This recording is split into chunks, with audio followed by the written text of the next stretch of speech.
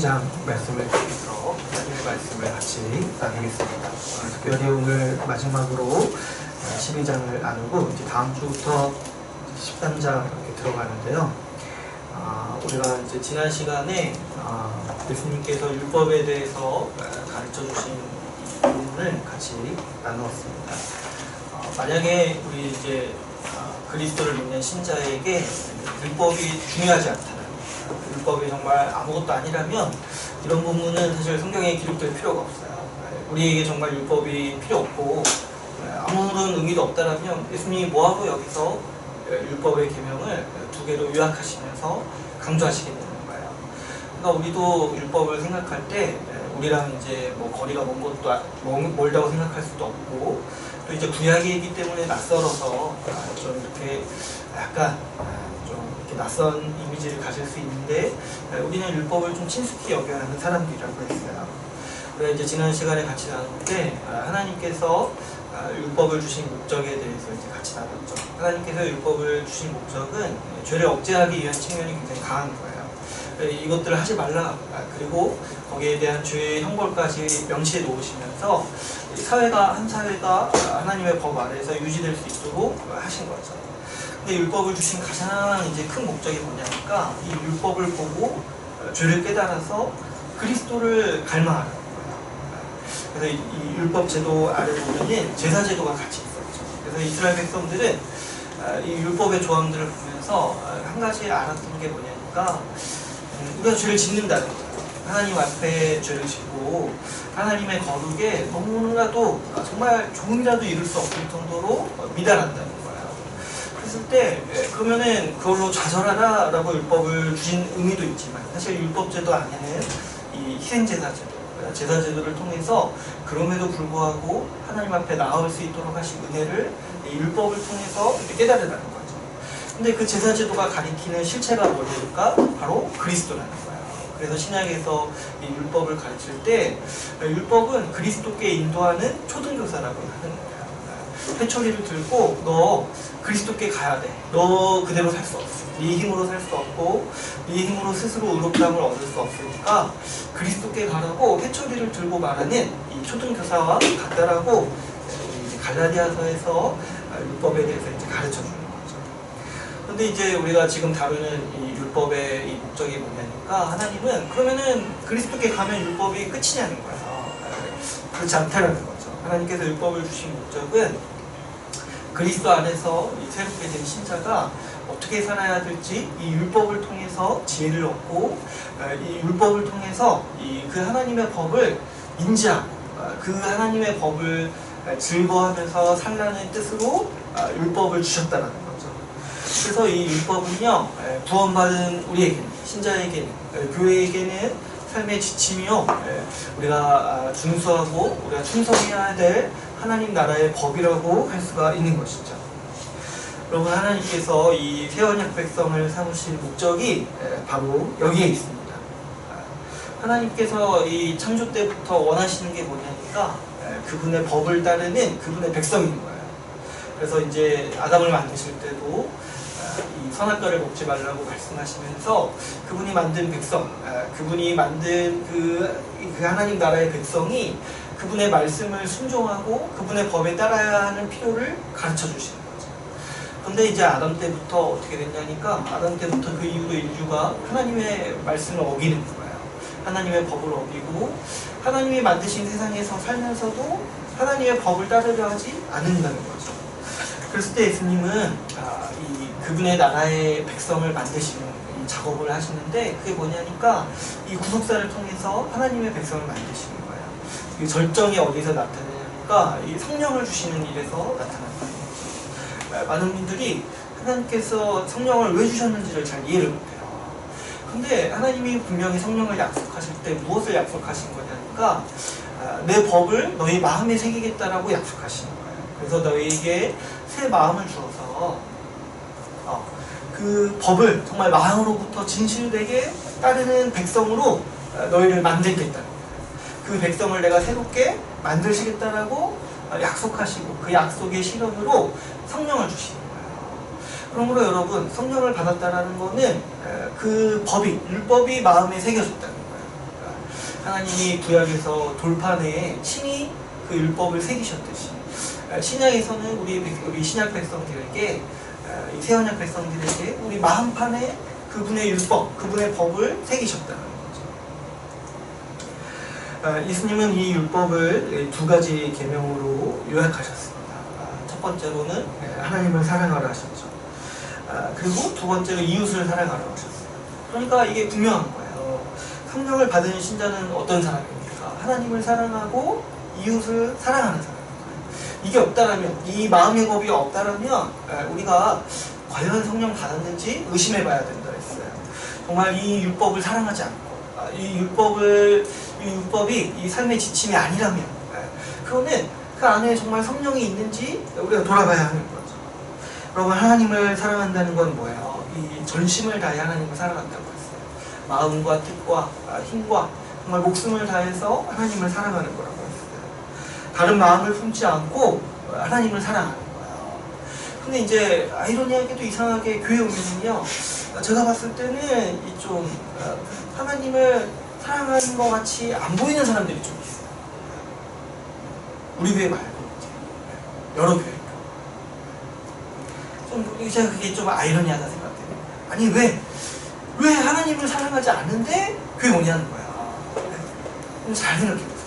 하나님을 사랑하지 않는데 교회 오는 거는 정말 이상한 거예요. 왜 하나님을 사랑하기 때문에 교회 오는 거예요. 교회 와서 우리의 삶을 나누고 우리가 하나님께 예배드리는 모든 원동력이 뭐냐니까 하나님을 사랑하기 때문에 그분을 뵙고 싶고 그분의 영광을 보고 싶은 거예요. 우리 신자로서의 아주 강력한 정체성이 뭐냐니까 하나님을 사랑한다는 거예요. 우리가 하나님을 사랑하기 때문에 무엇을 하냐니까 이웃을 사랑한다는 거였어요. 이거는 하나님의 아주 분명한 뜻이에요. 여러분, 하나님의 뜻은요 절대 복잡한 게 아니에요. 하나님의 아주 분명한 뜻이 어디에 나타났냐니까 우리 지체를 사랑하는 것에서 나타났다는 거예요. 그래서 우리가 어떤 직업을 갖든지 어떤 직장에 가든지 또 어떤 선택을 하든지 하나님은 사실 이 구체적인 것에는 사실 이렇게 뭘 이렇게 지시하거나 하시지 않아요. 그러실 필요가 없죠. 그런데 하나님 원하시는 게 뭐냐니까 어떤 선택을 하든지 내가 어디로 가든지 그 안에서 지체를 사랑하는 삶을 살기를 원하신다는 거예요. 그랬을 때 교회가 없이는 사실 이 계명에 우리가 순종할 수가 없다는 거죠. 하나님이 지체를 사랑하게 원하시는데 어디서 내 지체를 만날 겁니까? 어디서? 그래서 사실 교회가 없이는 하나님 나라의 삶을 살아갈 수가 없다는 거죠. 특별히 하나님께서 이 주님께서 이웃을 사랑하라는 계명을 이 계명으로 이렇게 주셨을 때는 특별히 여기서 이웃은 내가 마음에 드는 사람을 사랑하라는 말이 아니라고 했어요. 여기서 이웃은 우리가 선한 사마리아의 비유에서 보듯이 나에게 원수된 자, 나에게 매력 없는 자, 내가 정말 사랑할 만한 어떤 가치가 없는 자를 특별히 사랑하라는 계명이라는 사실을 우리가 같이 나눴어요. 만약에 주님께서 내 마음에 드는 사람을 사랑하라고 이렇게 말씀하실 거라면은 이런 계명을 굳이 계명이 되게 하실 필요가 없다고 했어요. 주님께서 뭐라고 하셨냐면 내 마음에 드는 거 사랑하는 사람, 내가 사랑하고 싶은 사람을 사랑하는 거는 악인도 그렇게 한다고 했어요. 악인도. 근데 하나님께서는 그분의 언약 백성에게, 그분의 새 언약 백성에게, 성령을 주신 백성에게 원하시는 게 뭐냐면은 원수를 사랑하라는 거예요. 원수를. 그래서 우리는 이 모든 일을 하나님을 사랑하기 때문에 하는 거예요. 신자에게는요, 이 모든 일이 자연스러운 거죠. 왜 그러냐니까 성령으로 말미암아서 우리 마음에 이 마음이 새겨졌다는 거예요. 우리 자연 상태에서는 절대로 이런 일을 할 수 없어요. 절대로 하나님을 내가 정말 어느 날 정말 사랑하고 싶다 이런 마음이 들 수가 없는 거예요. 성령을 받지 않은 상태에서. 더군다나 원수를 사랑한다는 거예요. 내가 정말 마음에 안 들고 내 성정으로는 정말 마음에 차지 않는 사람을 내가 지극정성으로 사랑하는 일은요 절대 일어날 수 없는 거예요. 그런데 그게 어떻게 해서 우리가 가능하게 되냐니까 성령을 통해서 가능한 거예요. 진짜도요 때로는 좀 마음이 낙담할 때가 있어요. 마음이 굳어질 때가 있어요. 그래서 하나님을 사랑하는 마음이 안 생기고 또 정말 내 지체를 볼 때 정말 보기 싫을 때가 있어요. 진짜 가끔. 근데 신자가 언제 정신을 차리냐니까 하나님의 말씀을 딱 듣는 순간 그 앞에서 엎드려지는 거예요. 왜 그러냐니까 성령이 그 말씀을 통해서 우리 마음을 변화시키거든요. 우리 마음을 새롭게 하시고 항상 우리 마음 가운데 우리가 이렇게 이 말씀에 떠나서 살 때 성령이 하시는 일이 뭐냐니까 우리 마음에 돌덩이를 주시는 거예요. 마음에 무거움을 주시고 정말 우리 마음을 찌르시고 해서 우리가 이렇게 살면 안 된다는 거를 성령께서 일깨워 주시는 거예요. 근데 우리가 딱 이런 율법의 말씀을 듣을 때 성령께서 우리 가운데 정말 회개의 심령을 주시고 내가 그렇게 살면 안 된다는 거를 강력히 깨닫게 해주시고 우리의 전심이 정말 내 지체를 사랑하고 하나님을 사랑하는 삶으로 돌이키시는 역할을 우리 성령께서 하신다는 거죠. 그래서 이제 이 성령 받은 사람이 절대 할 수 없는 말 몇 가지가 있어요. 하나님의 계명을 모른다거나 그렇게 살아야 될 줄 몰랐어요. 이렇게 말한다는 거는 절대 할 수 없는 거예요. 아니 마음판에 새겨졌는데 어떻게 모르냐. 그리고 또 이런 거 있잖아요. 알겠는데 좀 마음에 안 드는다 이런 거 있잖아요. 그게 무슨 말인지를 알겠는데 그래서 신자는 어떤 게 가능하냐니까 마음을 바꾸는 게 가능한 사람이에요. 그래서 굳이 마음을 바꾸라는 얘기를 안 해요. 왜냐? 성령을 받은 사람은 성령께서 그 마음을 매일같이 부어주시는데 그 조금만 내가 신경 써서 성령을 의지하면은 우리는 마음이 바뀌고 정말 지체를 향해 사랑의 마음을 가질 수 있다는 거예요. 이 율법의 마음을 율법을 지키고 율법에 따라 살려는 그 강력한 의지의 마음을 성령께서 우리에게 주신다는 거예요. 그런데 어떻게 내가 그런 마음이 안 생깁니다 이런 마음을 이런 말을 할 수 있다는 거예요.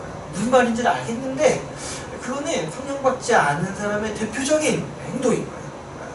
이 머리로는 알겠는데 마음으로는 아닙니다. 이런 거는 내가 성령받지 않았다는 아주 자부심을 나타내는 거예요.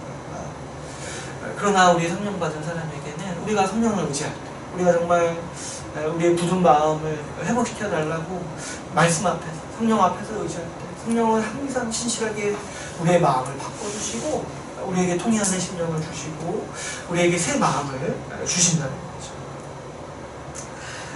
여러분 우리가 이 예수님께서 이 성전을 심판하신 이야기에 대해서 살펴봤을 때 같이 나누었듯이 이 유대인들의 종교는 굉장히 부흥했어요. 이 당시 제사도 많이 드렸고 성전도 화려했고 굉장히 많은 사람으로 붐볐어요. 그래서 겉으로 보기에는 뭐냐니까 율법을 잘 따르는 것처럼 보이는 거예요. 근데 예수님은 뭐라고 말씀하시냐니까 열매가 없다고 얘기했어요. 왜 그러냐니까 율법을 겉으로는 따르는 것처럼 보이는데 속으로는 안 따르는 거예요. 제사를 드리고 이 예배를 드리는데 하나님을 사랑하지 않고 지체를 사랑하지 않는다는 거예요. 그랬을 때 이 문제가 계속 있는 거예요. 이 겉과 속이 다르고 정말 이 열매가 없는 거. 하나님의 원하시는 뜻대로 살지 않는 겉으로는 그런 것처럼 보이는데 속으로는 그렇지 않는 문제가 계속해서 있는 거죠.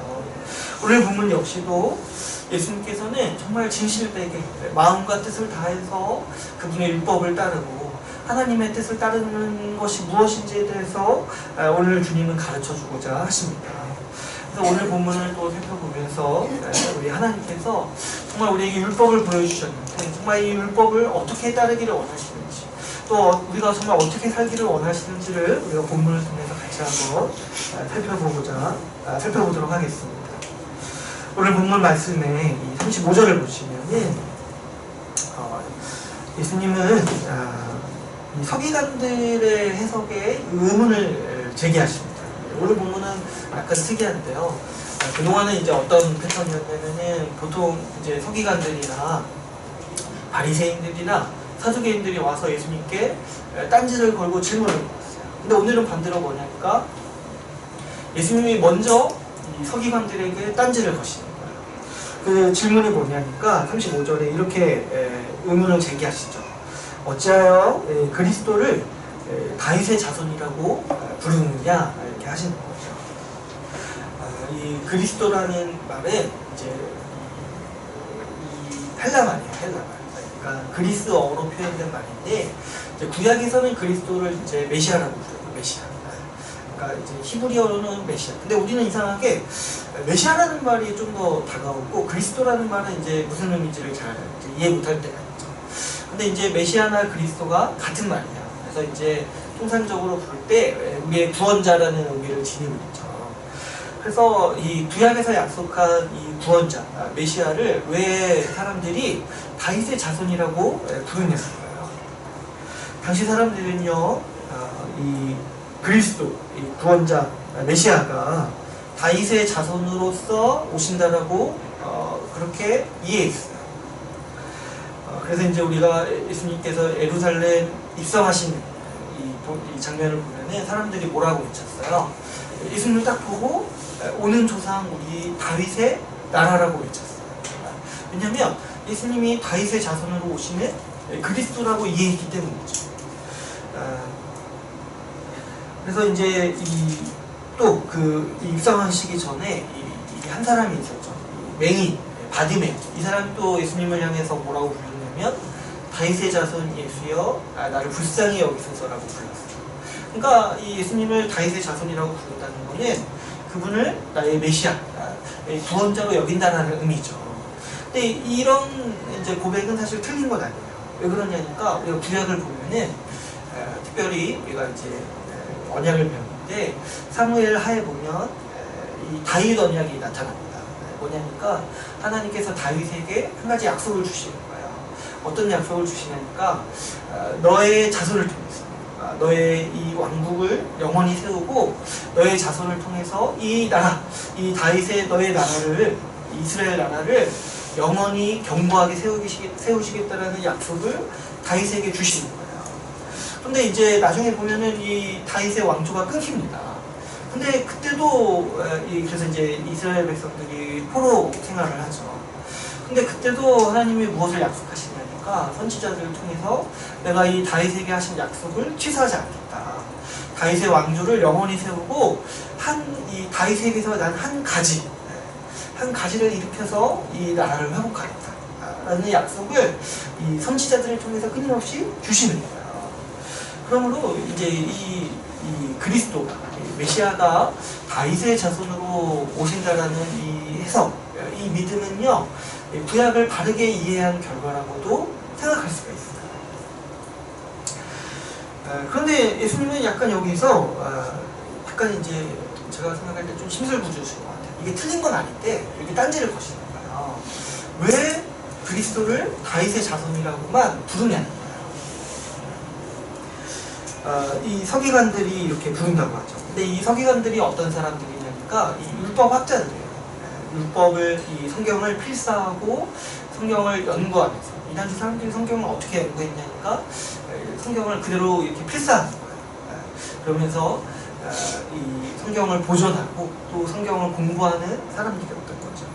그래서 이제 이 서기관 중에 어떤 사람은 이제 랍비로 불리면서 이 백성들의 이제 존경을 많이 받았던 사람들인 거죠. 성전에서 주로 일했고, 근데 이제 이상하게 또 이 복음서를 보면은 예수님을 가장 싫어하는 사람 중에 한 부류가 이 서기관 이런 사람들이에요. 그동안 우리가 이제 바리새인들, 그리고 사두개인들, 또 뭐 헤롯당, 또 누가 있었죠? 여타 이런 사람들이 있었죠. 제사장들. 근데 이 사람들과 같이 등장하는 사람들 중에 한 부류가 뭐냐니까 이 서기관들이었던 거예요. 서기관들. 이때는 주로 자기들 전공이 뭐예요? 구약이니까 구약을 이렇게 기본적으로 해가지고 이걸 근거로 예수님께 질문을 했던 거예요. 그래서 이제 자기들이 알던 지식으로 예수님을 좀 책잡으려 하고 좀 예수님을 판단하려 했던 거죠. 우리가 이제 지난 시간에 살펴본 전 본문에도 사실 한 명의 서기관이 율법에 대해서 물어보죠. 근데 이제 이 서기관은 좀 좋은 의도로 물어봤던 것 같은데 아무튼 이제 이 서기관들이 자주 예수님께 와서 성경을 가지고 토론하고 또 자주 어떤 태도를 보이냐니까 자기가 알던 지식, 이 구약 지식으로 예수님을 판단하려 했던 거죠.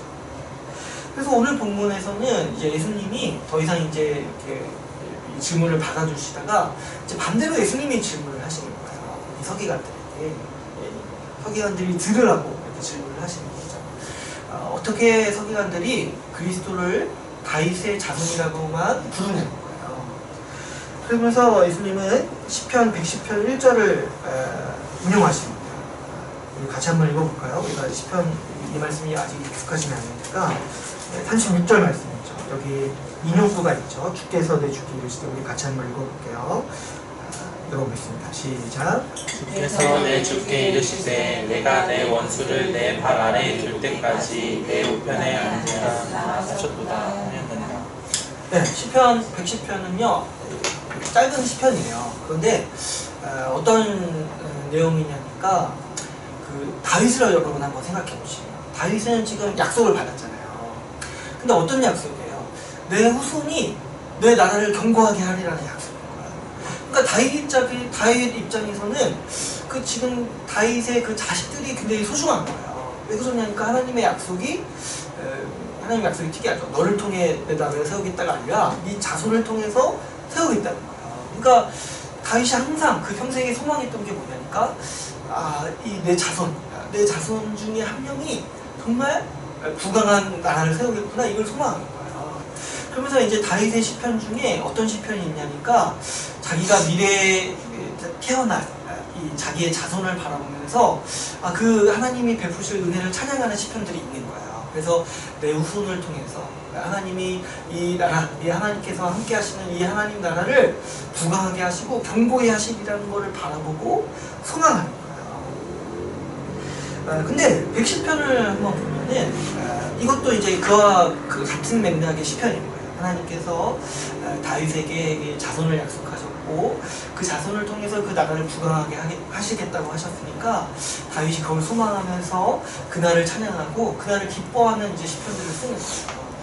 그런데 이 110편을 보니까 굉장히 특이한 게 있어요. 뭐냐니까 다윗이 자기의 후손을 가리키면서 말했을 때 뭐라고 부르다니까 내 주라고 부른다는 거예요. 보시면 한번 보세요. 주께서 내 주께 이르시되, 그러니까 이 주라는 사람이 자기의 자손을 말하는 거예요. 지금 110편의 맥락에서.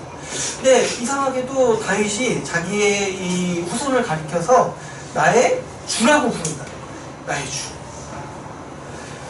그래서 우리가 이제 한 가지 이해할 수 있는 게 있어요. 다윗도 이 하나님의 약속을 묵상하다가 한 가지 깨달은 게 있는데, 이게 뭐냐니까 하나님이 나에게 주시겠다고 하시는 그 자손, 그 씨라고 표현이 되어 있어요. 이 사무엘하 7장에.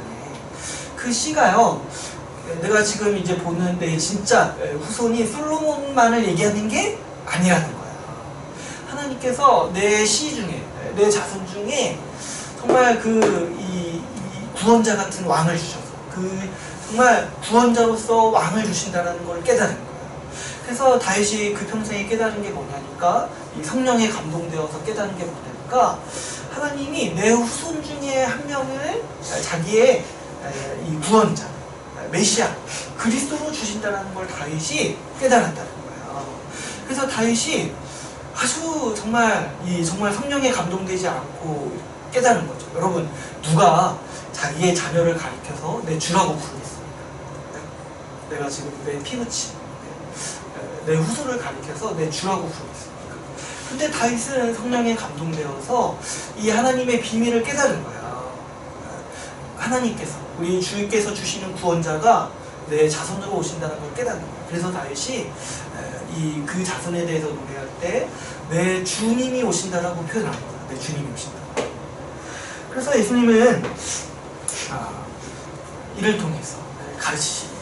다윗도 지금 자기의 자손을 가리키면서 내 주라고 불렀는데, 어떻게 그리스도를 얘기할 때 다윗의 후손이라고만 생각할 수 있냐는 거예요. 다윗의 후손이라고 함부로 그렇게 부를 수 있냐는 거예요. 이럴 때 사실 이런 이해는 틀린 건 아니에요. 근데 예수님이 지금 지적하시는 게 뭐냐니까, 그리스도를 단순히 다윗의 자손이라고만 생각할 수가 없다는 거예요. 왜 그러냐니까, 그리스도는 다윗의 자손 그 이상인 분이라는 거예요. 그래서 다윗도 자신의 자손을 가리켜서, 하나님이 약속하신 자손을 가리켜서 부를 때 내 후손이라고 표현하지 않고 내 주라고 불렀다는 거죠. 그래서 여러분, 우리도 가만 생각해 보시면 예수님을 부를 때 다윗의 후손이라고 잘 안 부릅니다. 왜 그러냐니까, 우리가 예수님을 생각할 때 단순히 다윗의 자손이라고만 여길 수가 없다라는 거예요. 이 다윗의 자손이라고 그리스도를 부르는 사람들은 이제 유대인들이 주로 그렇게 부르는 거예요. 근데 여러분, 우리가 예수님을 다윗의 자손이라고 부를 때 약간 어떤 이미지가 있어요. 예수님이 굳이 거기에 대해서 반대하지 않으시지만 이것만으로 만족하시지 않는 거예요. 다윗의 자손이라고 부를 때 자꾸 우리가 어떻게 생각하게 되냐니까 이 당시 사람들이 자꾸 이 유대인들의 왕으로만 생각하게 되는 거예요. 그리고 자꾸 이 다윗의 자손이니까 와서 뭐 할 것 같아요? 다윗 왕국만 이렇게 세우실 것 같다는 거죠. 그래서 예수님은 그리스도가 메시아가 그보다 큰 자라고 지금 이 시편 110편 1절 말씀을 통해서 가르치시는 거예요. 이 메시아는 단순히 다윗의 자손으로만 오시는 것이 아니라 다윗의 후손으로 오는 것은 맞지만 유대인들을 살리기 위해서만 오시는 것이 아니라 이 만왕의 왕으로 오시고 모든 민족을 포용하시고 이 만국의 백성을 삼으시기 위해서 오시는 분이라고 예수님은 지금 이 성경 해석을 통해서 110편 1절 말씀을 통해서 가르치고 계시는 거죠. 특별히 이 서기관들 들으라고 하시는 말씀입니다. 예수님은 이 말씀을 통해서 이 서기관들의 태도를 꾸짖고 계십니다. 여러분, 서기관들은요 예수님을 우습게 알았어요. 왜 그러냐니까 그들의 자부심이 뭐냐니까 율법을 공부했다는 거예요. 율법을 공부했다. 이들이요 진짜 철저하게 율법을 공부했어요.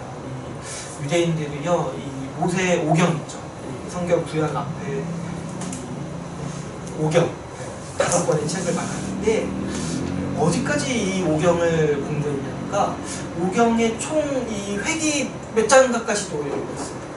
그러니까 이 우리 획 있죠. 이 글자 이렇게 긋는 거. 이게 오경의 총 몇 개인지까지도 유대인들은 파악했어요. 맨날 하는 일이 뭐냐니까 베끼는 거예요 이렇게. 그러면서 쓰면서 연구하고 필사하고 그리고 이 성경을 연구하는데 정말 그 정성이 지극정성인 거예요. 뭐 이렇게 필사할 때 하나님 이름 나올 때마다 절하면서 했다고 또 하죠.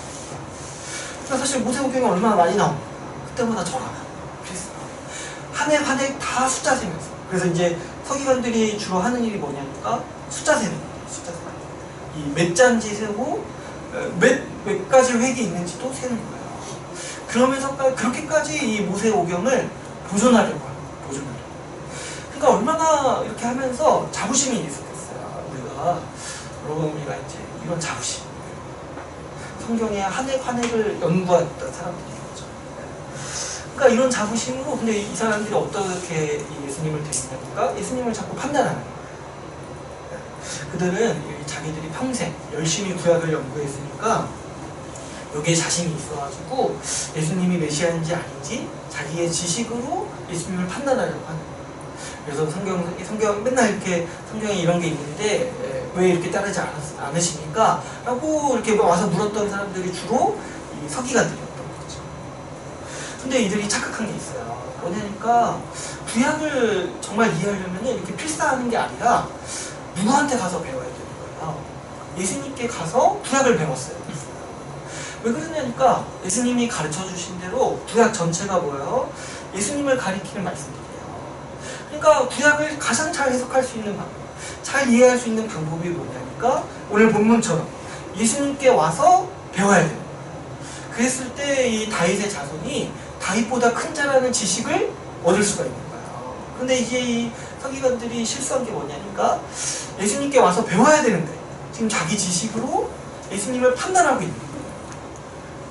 그러니까 이 성경을 왜곡하거나 이 얕은 지식 수준밖에 서기관들이 가질 수밖에 없었던 거예요. 여러분 예수님 당시에 유대인들은 구약을 아주 잘 알았습니다. 어떤 사람은 구약을 잘 알았기 때문에 이 예수님을 보고 이분이 참된 메시아라는 걸 깨닫고 예수님을 구주로 받아들인 사람들이 유대인들 중에도 있었어요. 그런데 이상하게도 이 서기관과 같은 사람들, 이 직업 자체가 구약을 연구하던 사람들이 예수님을 거부하는 거예요. 여러분 이게 참 슬픈 일이에요.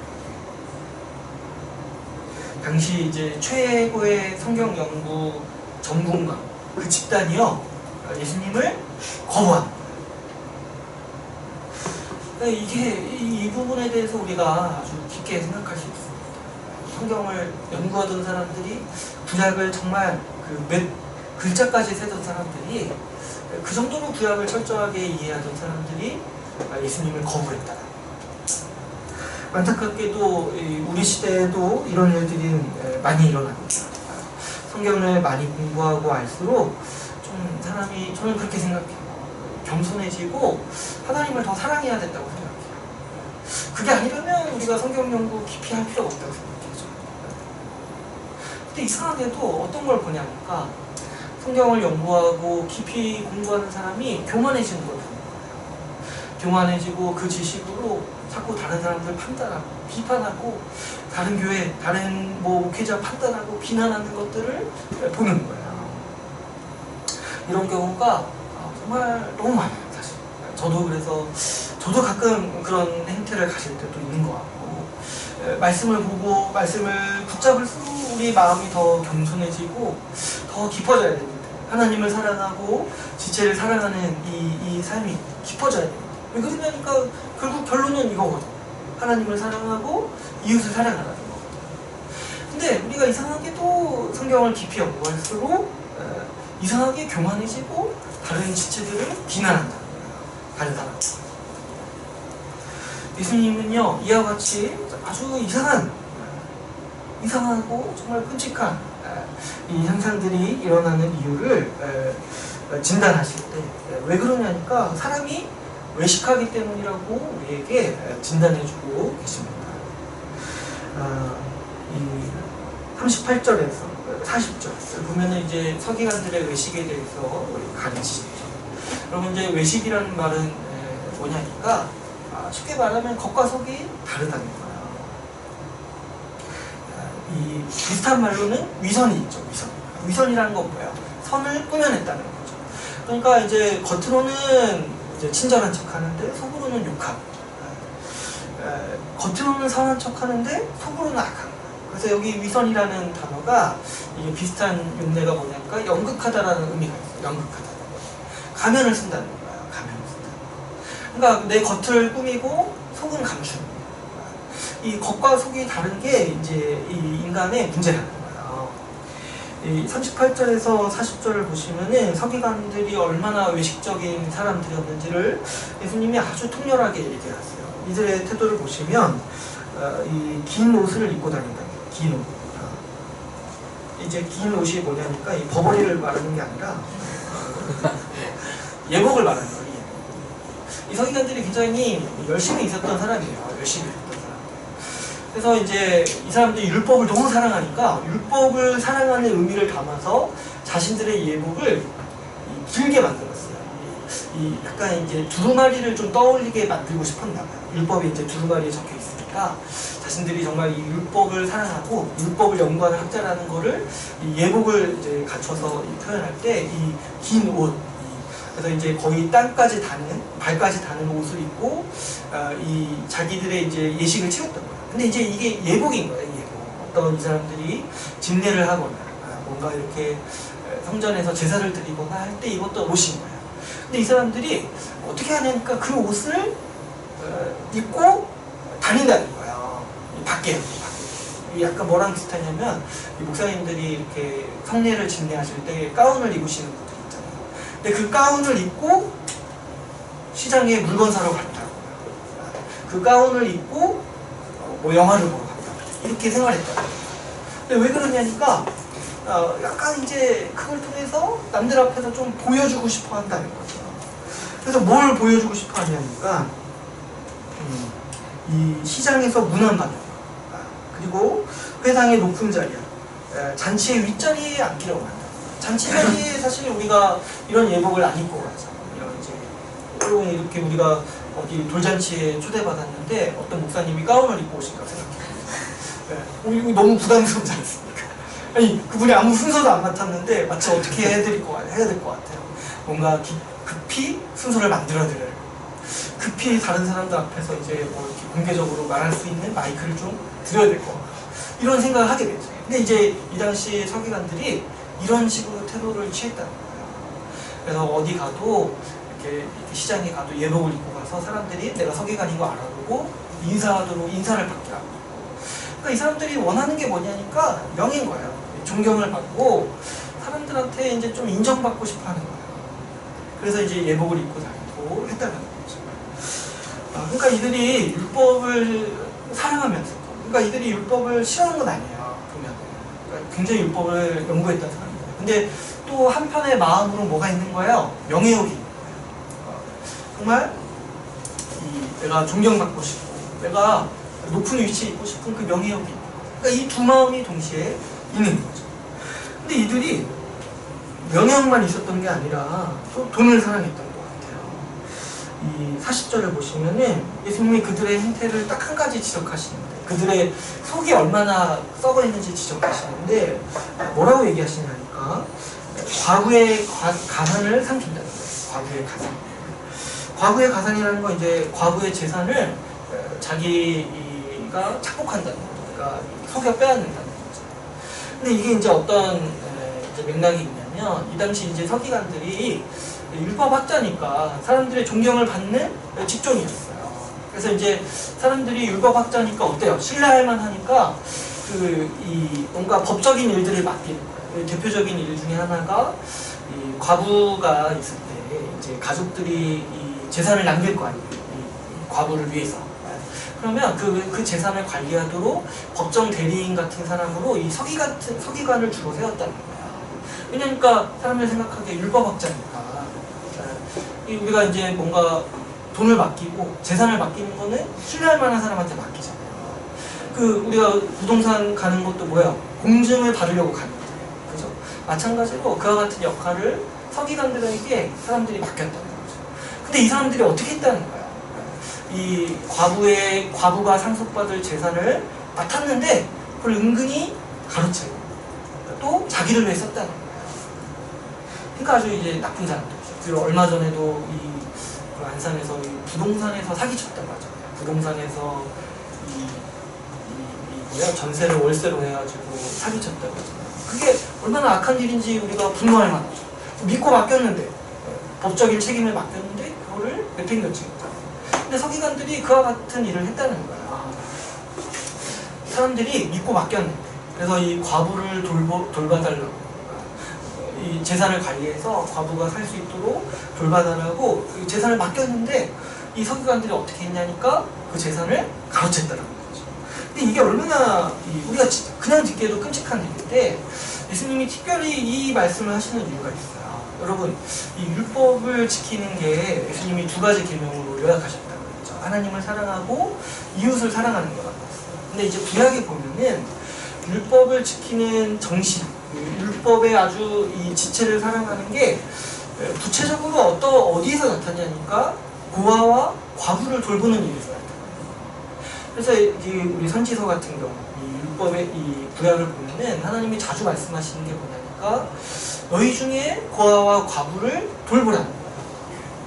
그래서 여러분, 율법의 핵심 사항이 뭐냐니까 지체를 사랑하는 거예요. 근데 이 당시 유대인들에게 아주 핵심적인 이 계명이 뭐냐니까 고아와 과부를 돌보는 일이 율법을 지키는 아주 최고의 정신이라는 거예요.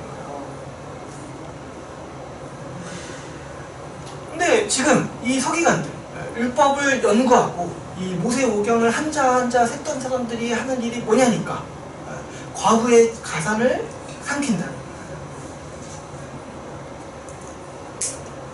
그러니까 이게 얼마나 끔찍한 일이에요.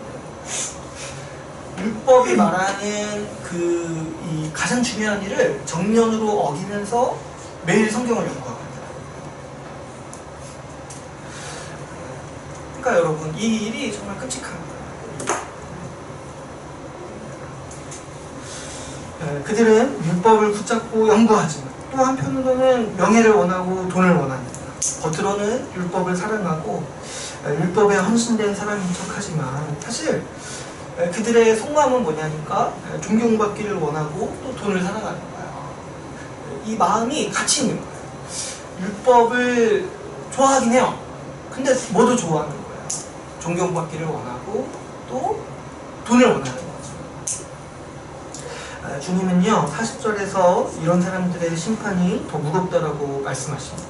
여러분, 우리가 반드시 알아야 될 게 아주 순수한 악인보다요 위선이 더 악한 거예요. 위선이. 특별히 종교적 외식은요 더 심각한 죄예요. 왜 그러냐니까 하나님의 이름을 망령되게 부르는 죄이기 때문이죠. 여러분, 우리가 이 하나님의 이름을 빌어서 악행을 행하는 거잖아요. 겉으로는 뭔가 말씀을 따르는 척하지만 속으로는 다른 마음을 품고 있는 거예요. 이게 정말 인간의 아주 비참한 상태라는 것을 우리가 반드시 명심할 수 있어요. 여러분, 이 율법을 연구하고 과부의 재산을 팔아서 과부의 재산을 맡아서 이 관리할 책임이 있는 사람이 이 서기관들이 과부의 재산을 착복할 지경이라면 얼마나 이 당시 사회가 전체적으로 외식했던 사회였는지를 우리가 엿볼 수가 있습니다. 예수님은 성전을 심판하실 때 이 성전의 외식에 대해서 말씀하십니다. 잎만 무성하고 열매가 없다라고 말씀하시죠. 겉으로는 열매가 있는 척하면서 잎이 무성하지만 실제로 다가보면 열매가 없다라는 거예요. 겉으로는 사람도 많고 제사도 많습니다. 그래서 사람들이 북적이고 날마다 희생제사가 드려지고 날마다 예배자들로 북적였어요. 그러나 하나님이 원하시는 삶이 없었던 거죠. 그 대표적인 예가 오늘 본문에서 나옵니다. 42절을 보시면 한 과부가 등장하죠. 근데 이 과부가 와서 이 2렙돈을 내었다고요. 2렙돈.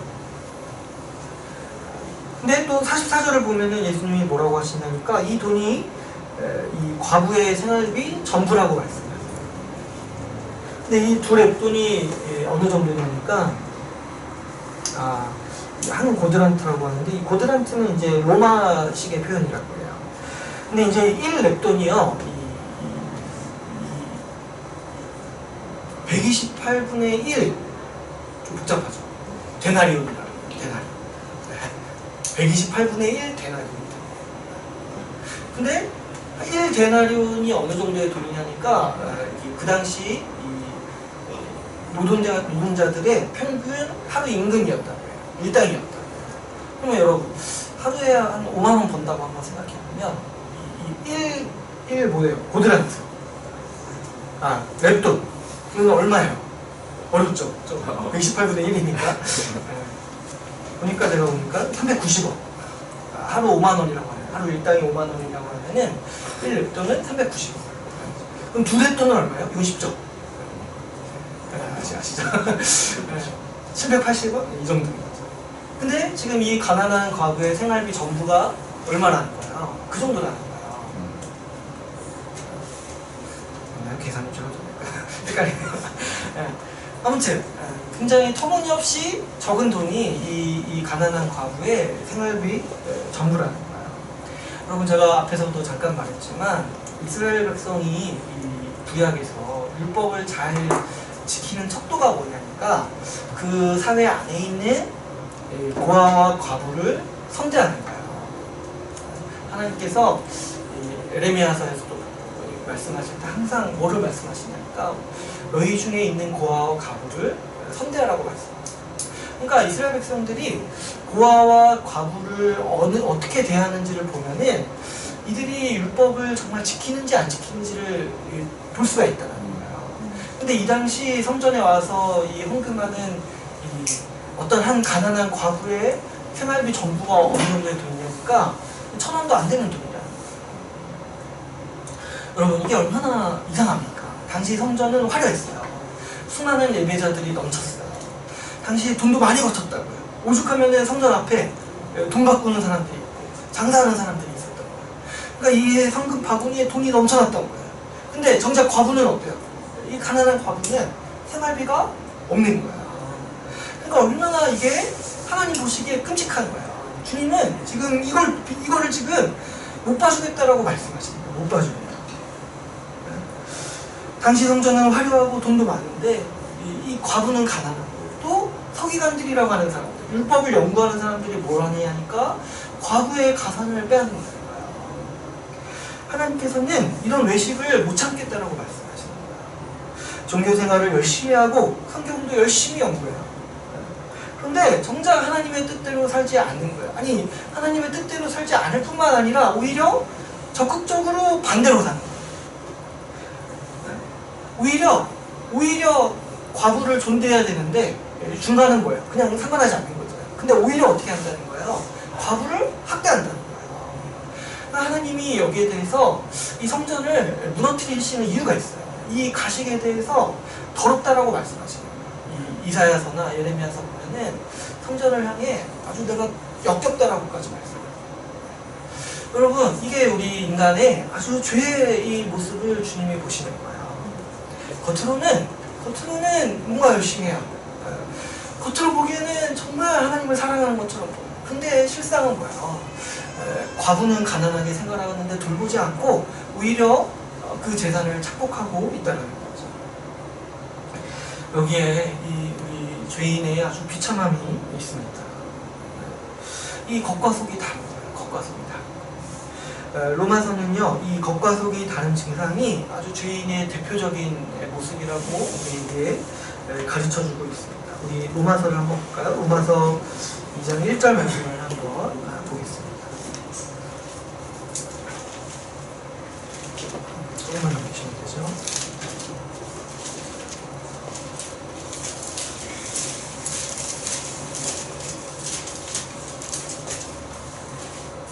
우리가 같이 한번 2장 1절 말씀 한번 읽어볼게요. 다시 읽어보겠습니다. 시작. 그러므로 남을 판단하는 사람아, 누구를 막론하고 내가 핑계하지 못할 것은 남을 판단하는 것으로 내가 너를 정죄하니 판단은 내가 맡은 일을 행하느니라. 네, 그 유대인들이요, 자기들 율법을 가지고 이방인들을 비판했어요. 깎아내렸어요. 자기들 동포들도 깎아내렸어요. 근데 가만히 보니까 뭐하고 있는 거예요? 자기도 똑같이 어기고 있는 거예요. 우리 2장 20절에서 24절 말씀도 한번 읽어볼까요? 2장 20절에서 24절 말씀 로마서 같이 읽어볼게요. 시작. 너에 있는 지식과 진리의 복음을 가진 자로서 어리석은 자의 교사여 어린아이의 선생님하고 스스로 믿으니 그러면 다른 사람을 가르치는 내가 내 자신을 가르치지 아니하느냐.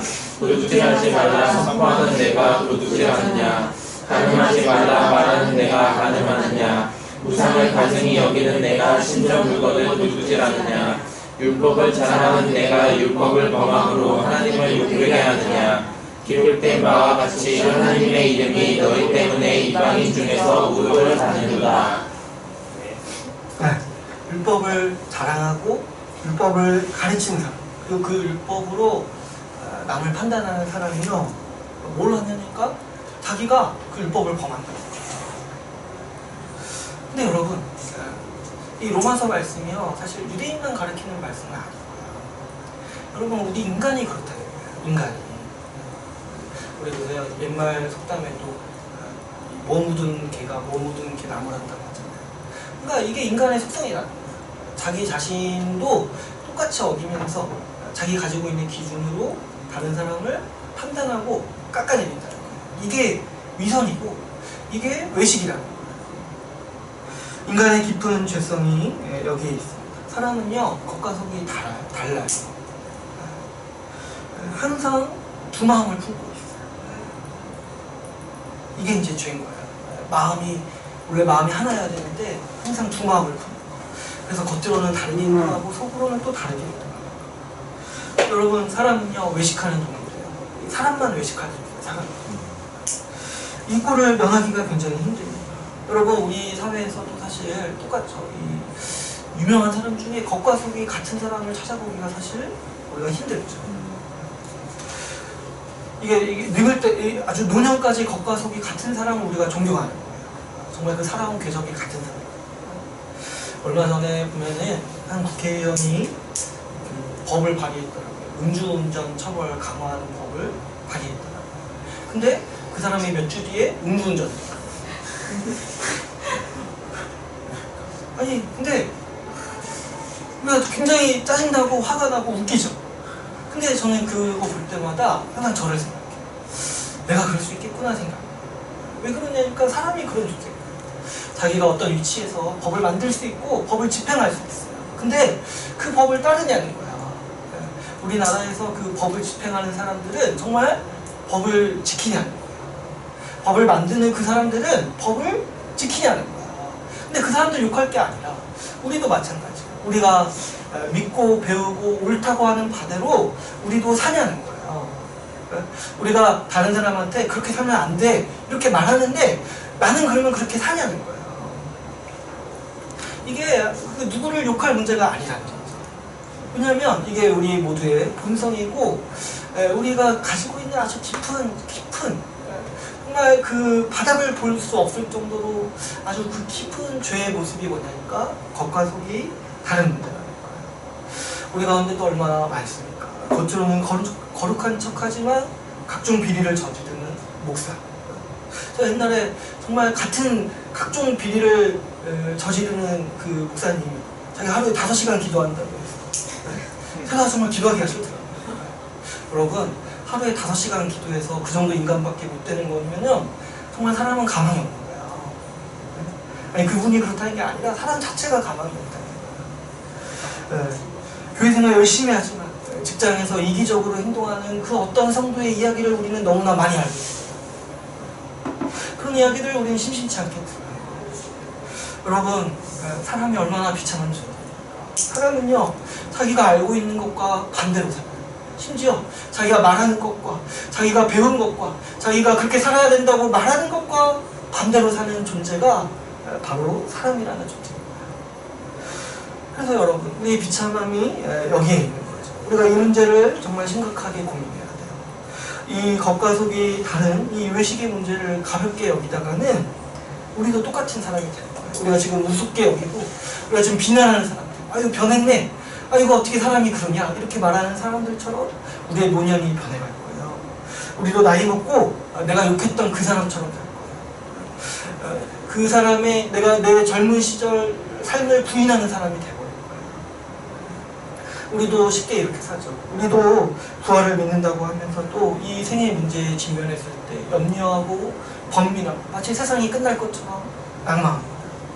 우리는 주님 주신 의를 믿는다고 하면서도 순간적으로 또 결정적인 순간에는 자기 의를 의지하고 자기 의를 내세우려고 살아갑니다. 여러분, 왜 우리는 이렇게 살지 못할까?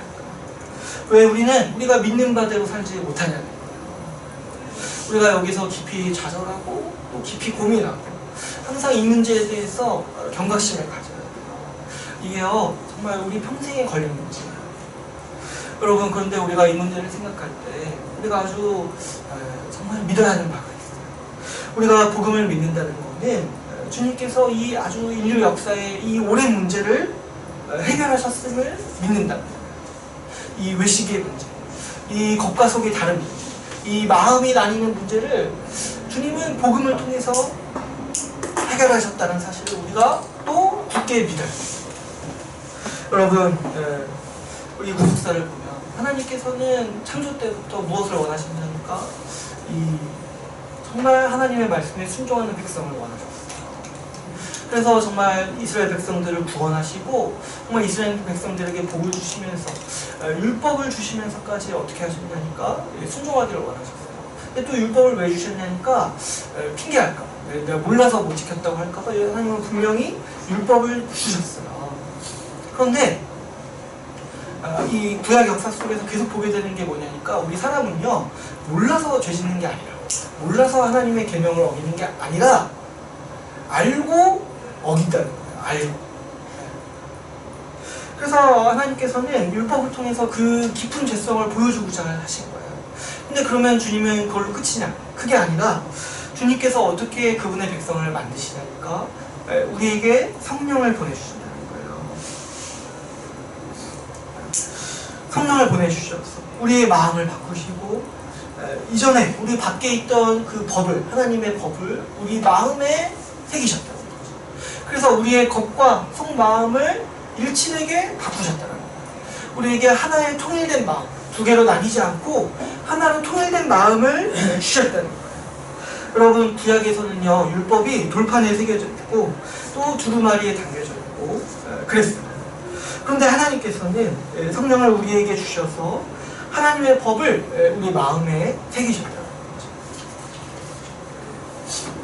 그래서 여러분, 결국 지난주에 저한테 그랬는데 요즘에 고고학적으로 언약계를 찾는 사람이 있다고 하더라고요. 근데 여러분, 이 언약계가 신약에서는 의미가 없어요. 왜 그러냐니까 언약계는 무슨 의미가 있어요? 그 안에 10계명이 새겨진 돌판이 담겨져 있기 때문에 언약계라고 부르는 거예요. 그런데 신약에서 그러면 언약계가 뭐예요? 바로 우린 거예요. 왜 그러냐니까 우리 마음에 하나님께서 성령으로 이 율법을 새기셨기 때문에 우리는 우리 마음에 이 언약, 율법을 간직하고 있는 사람들이에요. 그래서 우리 자신이 언약되고 증거계로 불리는 사람들이에요. 이를 통해서 하나님께서 무엇을 원하신다니까 이 겉과 속이 일치되는 사람, 마음과 뜻을 다해 하나님의 법에 충성하는 사람, 겉으로도 주님의 법을 따르지만 그 마음으로도 주님의 법을 사랑하고 정말 충성된 사람, 마음이 나뉘지 않는 사람, 그 백성을 하나님은 원하시고 이 성령을 통해서 예수 그리스도께서 주시는 이 성령을 통해서 그 백성을 만드셨다라고 우리 복음이 선언하고 있는 겁니다.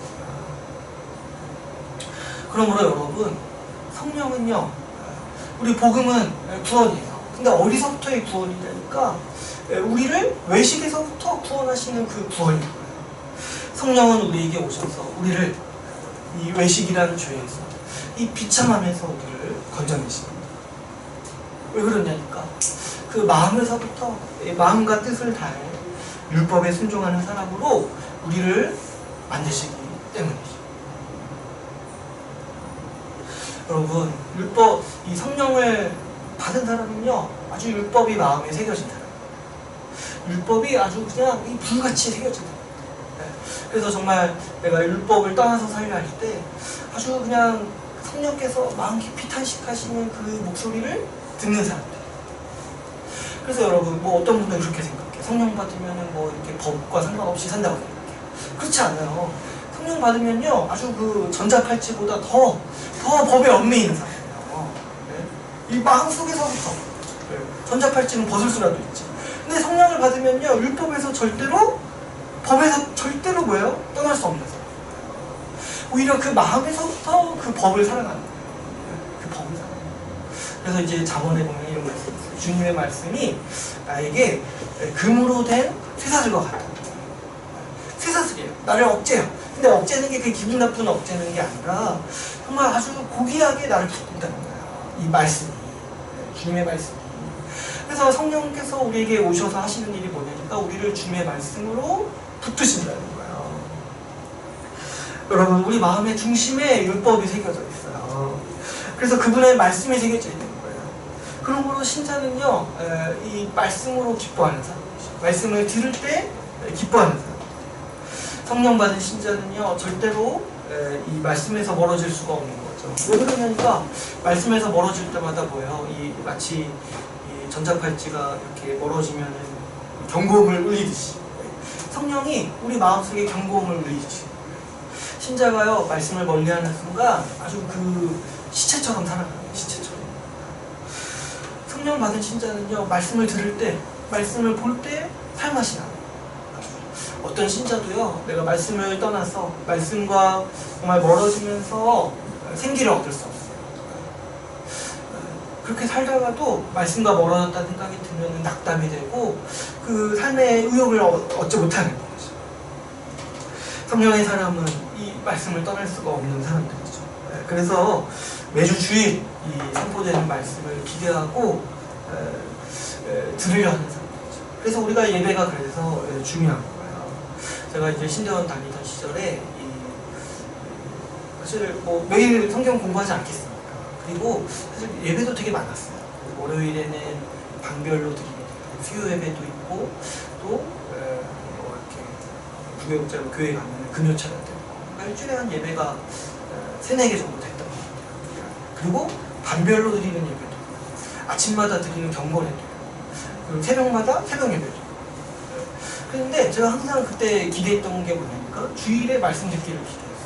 매일 말씀 공부하고 매일 예배 드리는데도 이 주일이 되면 또 뭐에 갈급하냐니까 좀 살아계신 주님의 말씀을 듣고 싶은 거예요. 그때 이제 알았던 게 이게 정말 말씀이 우리의 삶을 일깨우고 특별히 이 선포되는 말씀 있잖아요. 선포되는 말씀이 정말 너무 귀한 거예요. 이 신자에게. 근데 이제 가끔 기대하고 갔는데 약간 이제 선포되는 말씀이 좀 복음과 벗어나면은 그렇게 실망스러웠어. 그렇게 한 주가 우울하고 그렇게 너무 실망스러운 거예요. 그러니까 사실 이제 주일 예배가 굉장히 크다는 걸 제가 그때 알았어요. 제가 이제 부교육자로 사역할 때 이렇게 좀 아무래도 좀 예배 이렇게 분주하게 준비하다 보니까 좀 예배 많이 소홀했던 것 같아요. 근데 그러고 1년, 2년 사니까 아주 영혼이 피폐해지는 걸 잘 느꼈어요. 주일에 예배에서 내가 말씀을 듣지 못하고 또 배우지 못하니까. 근데 제가 그때 뭐 논 건 아니에요. 평일에 제가 성경 연구하는데도 마음이 힘든 거예요. 힘이 안 나요. 그랬을 때 제가 생각한 게 이게 정말 성령의 사람이 말씀을 들어야지 힘이 나요. 말씀을 배우고 특별히 이 선포되는 말씀을 들을 때 정말 우리 영혼이 살고 우리 전인이 살아날 수 있구나라는 거를 제가 그때 알았어요. 우리가 복음에 합당한 말씀을 들을 때 이 성령 받은 신자에게는 만족이 있어요.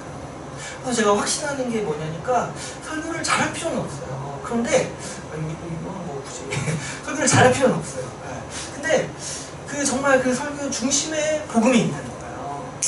정말 예수 그리스도가 중심에 있는 말씀만 들으면 신자는 기쁘다는 거예요. 그러니까 제가 그랬어요.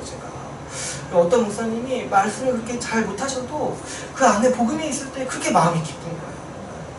그렇게 마음이 소망되고 정말 예수 그리스도 십자가 복음을 매주 듣는 게 그렇게 힘이 됩니다. 왜 그러냐니까 성령께서 우리 마음에 그 마음의 법을 새기셨다는 거예요. 그래서 그게 없으면은 우리 이제 영혼이 살아나지 않는 거죠. 성령께서는 우리 마음에 이 회개의 심령을 일으켜 주십니다. 우리가 말씀을 들을 때 또 우리가 말씀을 공부할 때 성령은요 우리의 외식을 이렇게 비춰주시는 거예요. 우리가 말씀대로 살지 않은 모습을 우리에게 조명해 주시는 거예요. 그럴 때 성령이 없는 사람은 반발할 수 있어요. 아이고 내가 그렇게 못 살고 싶어서 그렇게 합니까? 그럴 수도 있죠. 이렇게 갈 수 있어요. 그런데 성령 받은 사람은 그렇게 살지 않아요. 내 치부가 드러날 때 그리고 내가 말씀에 벗어나 있다는 것을 볼 때 성령 받은 사람은요 회개해요. 회개의 심령이 마음에서부터 일어나는 거예요. 근데 제가 이거를요 정말 보게 되는 게 뭐냐니까 이게 성령이 아니고서는 사람이 절대 그럴 수 없다는 거예요. 여러분 사람이 제일 싫어하는 것 중에 하나가 뭐냐니까 내가 잘못했다는 걸 인정하는 거예요. 근데 제가 보니까 이 정말 신실한 분들은 이걸 해요. 성령을 의지하는 사람들은 자기 이 말씀에 벗어난 삶을 인정하고 어떻게든 돌이키려고 살아갑니다. 근데 이제 이 완악한 사람들은 어떻게든 이거 정당화, 어떻게든 아니야, 괜찮아 하면서 덮으려고 하는 사람들. 그리고 성령이 있기 때문에 우리는 항상 우리 말씀에 비추어서 우리의 삶을 조명하고 말씀에 비추어서 내 삶을 바꾸려 하고 내 삶을 조정하려 하는 거예요. 오늘 본문에서는 이 성령 받은 자와 같이 이 겉과 속이 같은 사람이 어떤 모습인지를 예수님이 단편적으로 우리에게 보여주는 부분이 있습니다. 예수님은 우리에게 이 한 가난한 과부를 보라고 특별히 요청하시죠. 이 사람은요, 우리 42절을 보시면 이 두 렙돈을 하나님께 드린 사람. 앞에서도 제가 나눴지만 굉장히 작은 돈이고 굉장히 미약한 헌신이고 작은 돈이에요. 그러나 겉으로 보기에 초라하지만 예수님은 그 사람의 중심을 보시는 거예요. 예수님은 뭐라고 얘기하시냐니까 44절에서 모든 사람 중에 이 과부가 가장 많이 헌금했다라고 말씀하십니다. 왜 그럽니까? 그 과부가 가난한 중에도 자신의 전부를 넣었기 때문이죠. 뭐 어떤 사람은 그럴 수 있어요.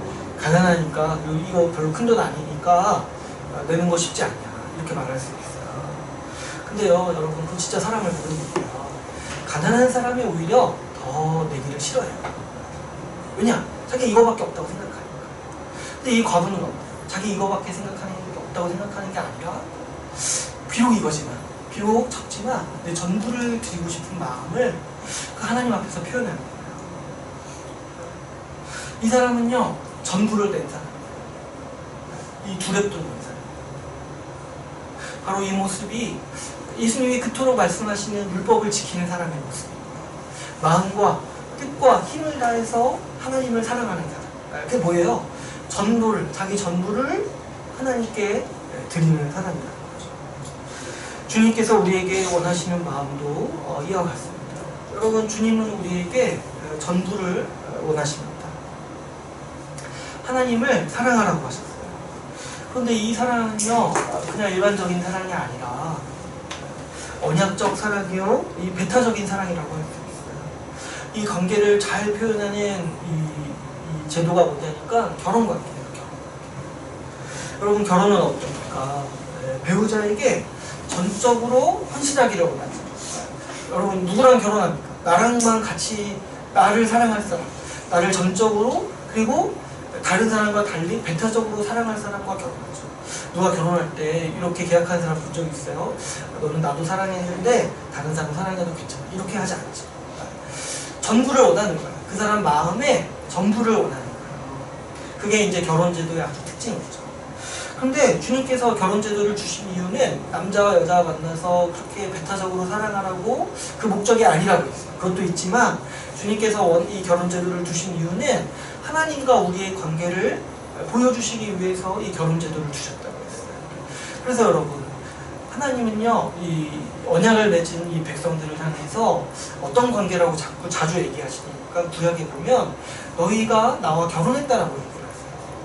그래서 이스라엘 백성들이 우상 숭배하고 하나님을 떠날 때 선지자들이 어떻게 얘기하냐니까 너희는 마치 이 바람피는 여자와 같다라고 얘기를 합니다. 바람피는 남자와 여자와 같다라고 선지자들이 얘기합니다. 왜 그러냐니까 하나님은 우리와 함께 어떤 관계를 원하시냐니까 결혼 관계를 원하신다.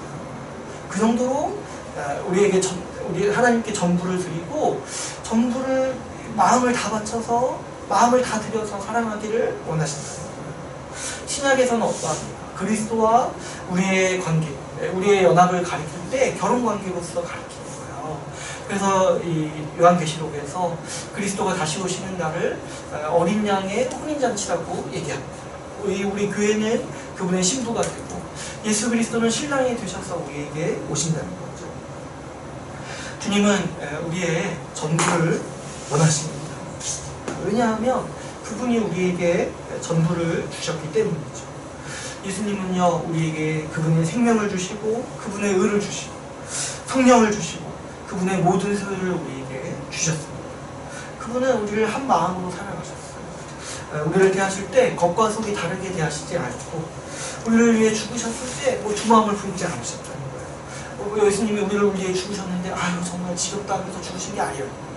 우리를 위해 죽으실 때도 우리를 위해 사랑하셨고 우리를 위해서 우리에게 성령을 주시고 우리를 돌보신다는 거죠. 그럼 주님이요 무엇을 원하시냐니까 우리의 전부를 원하신다는 거예요. 우리와 결혼관계를 유지하기를 원하신다.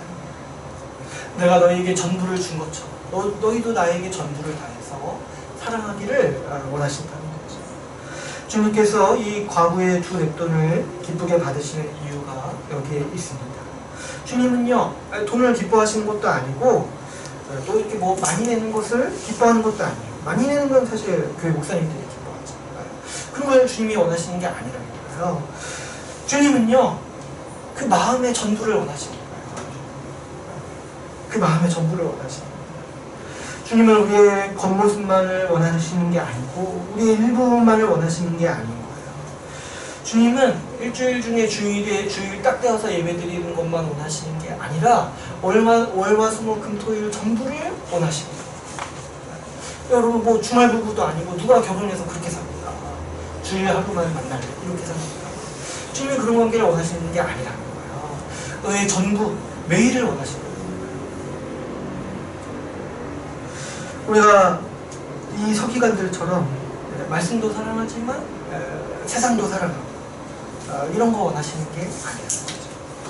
마음의 전부를 다해 그 마음이 나뉘어지지 않고 정말 겉과 속이 일치돼 정말 한 마음으로 그 통일된 마음으로 온전히 전부를 다해서 주님을 사랑하기를 원하신다는 거죠. 주님은 우리에게 이런 사랑을 얻기 위해서 그분의 전부를 주시며 우리를 사랑하셨습니다. 여러분 우리는 우리의 외식을 경계해야 돼요. 이 마음이 나뉘는 거. 그래서 두 마음을 품고 사는 일을 항상 경계해야 돼요. 우리는 보면은 자연 상태에서는 항상 전부를 다하지 못합니다. 하나님을 사랑하고 동시에 세상도 사랑하고 이것도 하고 저것도 하고 싶어요. 주님께 내가 헌신하고 싶기도 하지만 여전히 또 나를 위해 또 전력을 다하고 살아가고 싶기도 해요. 주님께 적당히 헌신하고 적당히 내 유익도 챙기고 싶어요. 이 서기관들을 한번 보십시오. 이들은요 정말 열심히 율법을 응거했던 사람들이에요. 이랬을 때 이들이요 아예 하나님을 이용해 먹겠다나 이런 마음을 처음부터 가진 사람들이 아니라는 거예요. 이 사람들은요 두 마음을 품은 사람들이에요. 율법도 사랑하지만 내 유익도 쫓아 살아가고 싶었던 사람들이죠. 그런데 이런 나뉘어진 마음이 결국에는 외식과 위선을 만드는 거죠. 누구나 자신하면서 이런 마음을 품습니다. 내가 하나님도 사랑하고 나도 사랑할 수 있을 거라고 생각해요. 내가 하나님도 사랑하고 세상도 사랑하고 내가 적당히 하나님도 사랑하고 적당히 세상의 욕망도 취할 수 있을 거라고 여기면서 누구나 여기에서 자신만만해요. 나는 이 길을 갈 수 있을 거다. 그러나 여러분 우리가 분명히 알아야 합니다. 인류 역사를 통틀어서 하나님과 세상을 동시에 사랑한 사람은 이제껏 한 사람도 없었어요. 그런데 지금 내가 이거 해보겠다고 하는 것 자체가 이 서기관들처럼 되겠다라고 내가 살아가는 거예요. 지금은 안 그럴 수 있어요. 지금은 우리가 어느 정도 육체에 힘이 있고 그래서 좀 이렇게 뭔가 유지할 수 있어요. 그런데 나이 들고 이렇게 육체가 점점 힘을 잃어갈 때 우리 마음의 본심이 나오는 거예요. 저도 보면은 피곤할 때 본심이 나올 때가 많더라고요. 지금은 안 드러날 수 있어요. 그런데 노년에 있잖아요. 우리가 어떤 마음을 품었는지 그때 드러나는 거예요. 어떤 마음으로 살았는지. 두 마음을 다스리지 못한, 이 외식을 다스리지 못한 결과가 우리가 나중에 보게 됩니다. 여러분, 우리가 외식을 항상 겪게 돼요. 여러분, 우리 이 마음을 끊어야 돼요. 내가 적당히 주님 사랑하고 적당히 또 내 유익을 위해 살아가고 이 마음을 끊어야 돼요. 여러분, 우리가 항상 기억해야 되는 게 뭐냐면 우리가 전부를 주님께 드려야 된다는 거를 기억해야 돼요. 여러분, 우리가 성령 받았다는 은혜를 항상 기억합시다. 우리 정말 인간적인 힘으로 정말 기를 쓰고 이거 하려면 안 돼요. 한 마음을 품으려 이거 하면 이거 안 되는 거예요. 근데 우리가 성령 받았음을 기억하는 거예요. 성령께서 우리에게 이 일을 하신다는 거 기억하고 성령님을 의지하고 말씀을 의지하는 거예요. 어떤 분은 다른 마음과 욕심에 사로잡혀서 그냥 마음이 나린 채로 살아갑니다. 그러나 이거 속지 마십시오. 이거 내가 경계하고 항상 성령께 내 마음을 바로 세우고 주님께 전부를 드리기로 힘쓰는 거예요. 항상 주님께 사랑을 고백하고 주님 사랑하기를 힘쓰는 거예요. 그래서 법을 기억하고 율법을 다시 새기는 것이 우리 신자의 자세라고 할 수 있습니다. 이제 말씀을 맺겠습니다. 주님은 성령을 통해서 우리를 외식에서 구원해 주셨습니다. 성령을 통해 그분의 법을 우리 마음에 새겨주셨고 성령을 통해서 말씀을 우리 심령에 심어주셨습니다. 그러므로 여러분 신자는요 겉과 속이 일치된 사람, 겉과 속이 같아서 하나님의 법에 충성할 수 있는 사람들. 우리가 성령을 의지할 때 주님은 우리의 마음의 생각을 바꿔주십니다. 우리가 이 은혜를 강력히 의지하고 살아갑시다. 우리 주님께서 우리를 구원하신 일이 바로 여기에 있음을 우리가 바로 새기면서 살아가기를 원합니다. 하나님께서 주신 성령으로 충만하여서 우리가 우리의 전부를 다해 주님을 사랑하는 주의 나라 교회가 되기를 간절히 소망합시다. 오늘 말씀을 마치고 같이 기도하는 시간을 갖도록 하겠습니다. 우리 기도하십니다. 우리 좀 말씀을 기억합니다.